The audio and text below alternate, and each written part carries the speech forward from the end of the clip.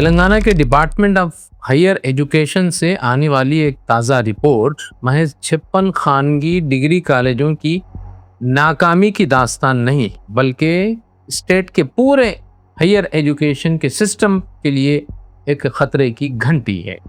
Telangana state council of higher education کے 2026 اور 27 کے داخلوں کے متعلق جو اعداد و شمار آئے ہیں وہ ریاست کے 56 پرائیویٹ ان ایڈڈ ڈگری کالج ایسے ہیں جہاں اس تعلیمی سال میں ایک بھی طالب علم میں داخلہ نہیں لیا۔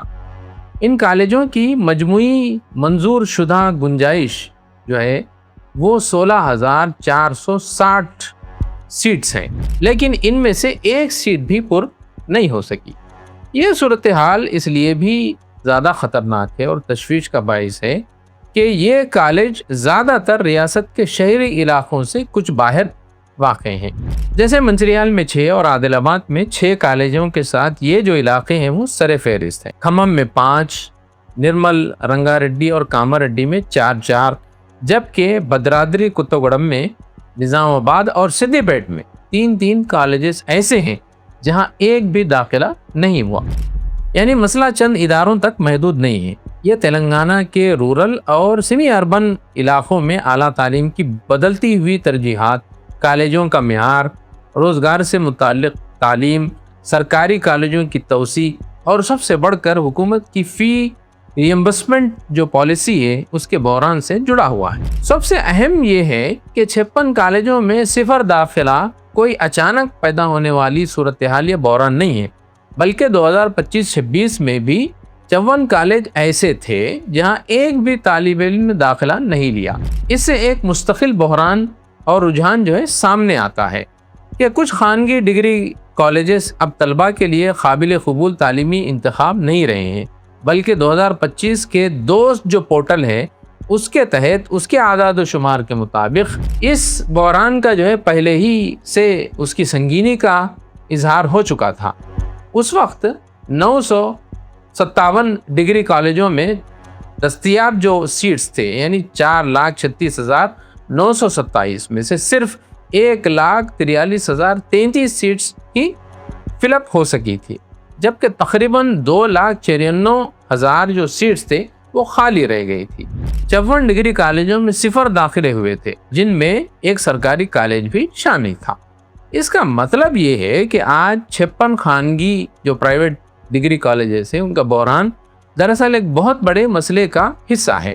سوال صرف یہ نہیں ہے کہ ان 56 کالجوں کو طالب علم کیوں نہیں مل رہے ہیں، اصل سوال یہ ہے کہ تلنگانہ کے نوجوان اعلیٰ تعلیم کے لیے کہاں جا رہے ہیں اور کس نوعیت کے اداروں کا وہ انتخاب کر رہے ہیں۔ 0 داخلے والے کالجوں کی فہرست پر نظر ڈالیں گے تو ایک حقیقت بہت واضح ہوتی ہے، وہ یہ کہ بحران کا سب سے زیادہ اثر شہری مراکز سے باہر والے علاقوں میں ہوا ہے۔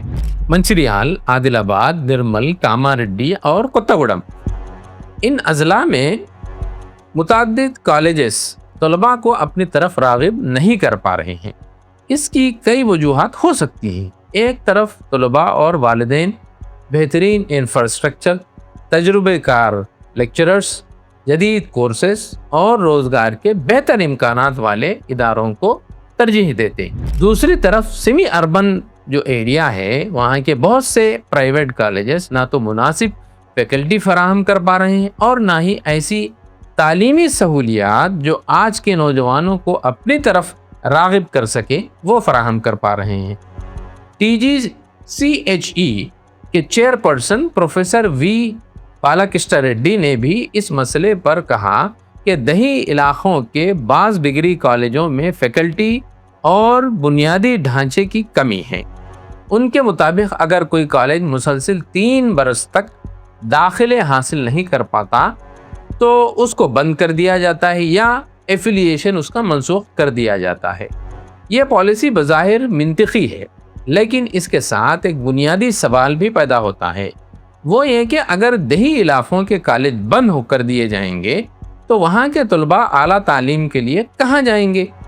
کسی ایسے کالج کو بند کرنا جہاں 3 سال تک ایک بھی طالب علم داخل نہ ہو انتظامی اعتبار سے تو صحیح معلوم ہوتا ہے۔ آخر کار خالی عمارت، غیر استعمال شدہ انفراسٹرکچر اور بغیر طلباء کے ادارہ سرکاری ہو یا خانگی، وہ تو وسائل کا ضیاع ہے۔ لیکن ہائر ایجوکیشن صرف ایک کاروباری سرگرمی نہیں ہے۔ دیہی علاقوں میں ایک ڈگری کالج نوجوانوں کے لیے صرف کلاس روم ہی نہیں ہوتا، بلکہ وہ مقامی سطح پر اعلیٰ تعلیم تک رسائی کا ایک ذریعہ ہوتا ہے۔ خواتین کی تعلیم کا مرکز پہلی نسل کے طلباء کے لیے یونیورسٹی تک پہنچنے کا بھی ایک راستہ ہوتا ہے، اور بعض اوقات پورے علاقے کی سماجی ترقی کا اہم ادارہ ہوتا ہے۔ اگر حکومت صرف صفر داخلے کی بنیاد پر کالج بند کر دیتی ہے تو اسے یہ بھی دیکھنا ہوگا کہ طلباء نے وہاں داخلہ کیوں نہیں لیا۔ کیا وہاں اساتذہ موجود تھے؟ کیا کلاسز باقاعدگی کے ساتھ چلتے تھے؟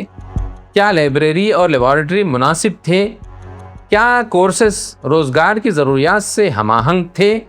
کیا طلباء کو اسکالرشپ اور فیس ری ایمبرسمنٹ وقت پر ملتی تھی؟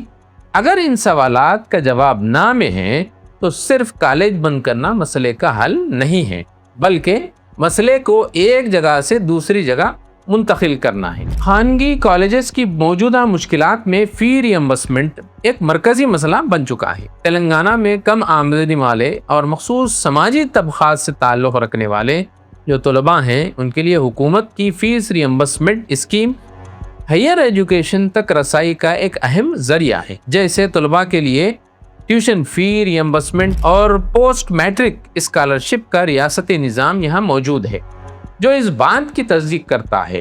مسئلہ اس وقت پیدا ہوتا ہے جب حکومت کی طرف سے کالجوں کو ملنے والی رقم وقت پر ادا نہیں ہوتی۔ اس صورت میں جو پرائیویٹ کالجز ہیں ان کی مالی حالت متاثر ہوتی ہے۔ کالج فیس وصول نہیں کر پاتی، اساتذہ کی تنخواہیں نہیں دے پاتی، بجلی، عمارت، لیبارٹری، لائبریری اور دیگر جو اخراجات ہیں ان کا چلانا مشکل ہو جاتا ہے، اور نتیجتاً تعلیمی معیار مزید گرتا چلا جاتا ہے۔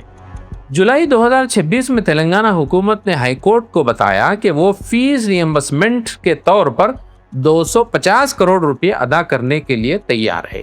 یہ خود اس بات کا اشارہ ہے کہ مسئلہ محض کسی ایک کالج یا ایک تعلیمی سال کا نہیں ہے، بلکہ ایک بڑے مالی انتظامی بحران سے جڑا ہوا ہے۔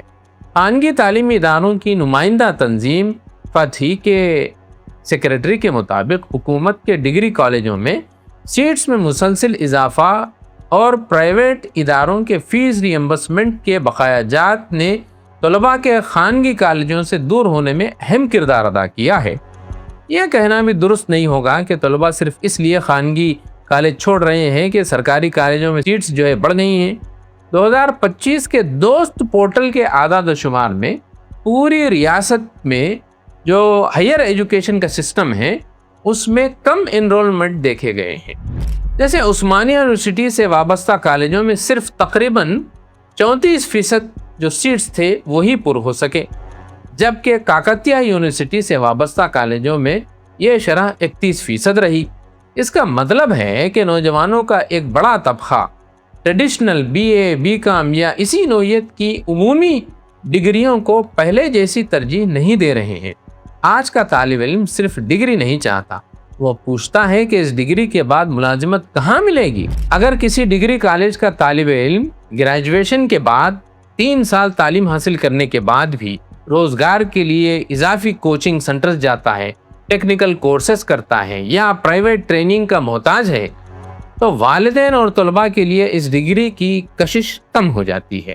اس صورت میں تلنگانہ کی جو ہائر ایجوکیشن ہے اس کے لیے سب سے بڑا سوال یہ کھڑا ہوتا ہے کہ کیا ریاست کا ڈگری کالج کا جو نظام ہے 21ویں صدی کی معیشت کی ضروریات کو پوری کر رہا ہے؟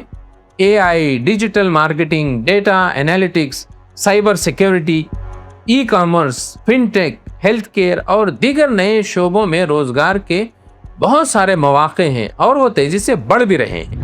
ایسی صورت میں اگر ڈگری کالج اب بھی وہی ٹریڈیشنل سلیبس، کمزور لیبارٹریوں، غیر مستقل اساتذہ اور ایگزام سنٹرک تعلیم تک محدود رہیں گے تو طلباء کا ان سے دور ہونا کوئی تعجب کی بات نہیں ہے۔ لہٰذا 56 کالجوں کے صفر داخلوں میں صرف کالج بند کرنے کے مسئلے کے طور پر دیکھنا صحیح نہیں ہوگا۔ یہ دراصل ڈگری کی گرتی ہوئی قدر کا بھی سوال ہے۔ 2026-27 کے صفر داخلوں والے 56 خانگی کالجوں میں سب سے زیادہ 34 کالج کاکتیہ یونیورسٹی سے وابستہ ہیں۔ تلنگانہ یونیورسٹی کے 7، عثمانیہ یونیورسٹی کے 6، پالامورو یونیورسٹی کے 4، مہاتما گاندھی یونیورسٹی کے 3 اور سادھواہانا یونیورسٹی کے 2 کالج اس فہرست میں شامل ہیں۔ کاکتیہ یونیورسٹی کا حصہ خاص طور پر قابل توجہ ہے۔ یہ محض کسی ایک کالج کے انتظامی مسئلے کی طرف اشارہ نہیں کرتا، بلکہ ایک پورے جغرافیکل خطے میں اعلیٰ تعلیم کے بحران کو ظاہر کرتا ہے۔ 2025 کے اعداد و شمار میں بھی کاکتیہ یونیورسٹی کے تحت 22 کالج صفر داخلوں والے تھے، جو اس بحران کے تسلسل کو ظاہر کرتا ہے۔ اس صورت میں حکومت کے پاس 3 راستے رہ جاتے ہیں۔ پہلا راستہ یہ ہے کہ صفر داخلوں والے تمام کالجوں کو بند کر دیا جائے۔ یہ آسان بھی ہے، لیکن ضروری نہیں کہ یہی واحد اور صحیح راستہ ہو۔ دوسرا راستہ یہ ہے کہ انہیں ہر قیمت پر جاری رکھا جائے۔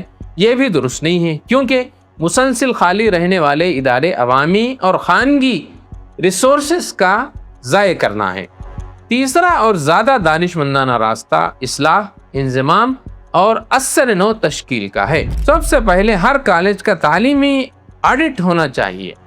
صرف داخلوں کی تعداد نہیں، بلکہ فیکلٹی، انفراسٹرکچر، طلباء کی امپلائیبلٹی، کورسز، فیس، اسکالرشپ اور مقامی طلباء کی ضرورت کا جائزہ لیا جائے۔ جہاں کالج واقعی غیر ضروری ثابت ہوں، وہاں 2 یا 3 کمزور کالجوں کو ملا کر ایک مضبوط ادارہ بنا دیا جائے۔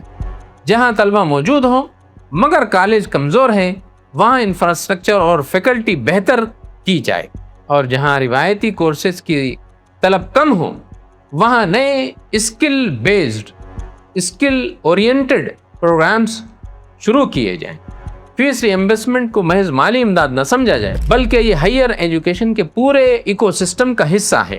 اگر حکومت طلباء کو فیس ری ایمبرسمنٹ کا وعدہ کرتی ہے تو اس رقم کی ادائیگی کا باقاعدہ، شفاف اور وقت مقررہ پر ادا ہونا ضروری ہے۔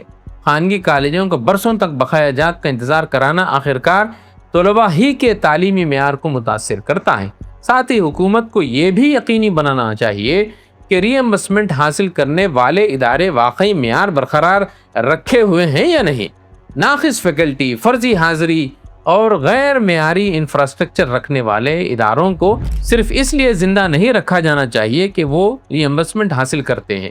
اگر رورل علاقوں میں کالج مسلسل بند ہوتے گئے تو اس کا ایک نتیجہ یہ نکلے گا کہ طلباء کو اعلیٰ تعلیم کے لیے ضلعی مراکز یا حیدرآباد جیسے بڑے شہروں کا رخ کرنا پڑے گا۔ یہ اضافی سفر خرچ کے اخراجات، رہائش، کھانے اور دیگر اخراجات پیدا کرے گا۔ خاص طور پر غریب خاندانوں کے لیے اس کا مطلب یہ ہو سکتا ہے کہ بیٹا یا بیٹی ہائر ایجوکیشن جاری رکھنے کے بجائے تعلیم ہی چھوڑ دے۔ اس لیے حکومت کو یہ نہیں دیکھنا چاہیے کہ اس کالج میں طالب علم نہیں ہے، بلکہ یہ بھی دیکھنا چاہیے کہ اس علاقے کے طلباء اعلیٰ تعلیم کہاں حاصل کر رہے ہیں اور ان کے لیے اس کی قیمت کیا ہے۔ تو ناظرین، یہ تھا آج کا ویوز آن نیوز۔ پھر ہوگی ملاقات کسی نئے موضوع کے ساتھ۔ خدا حافظ۔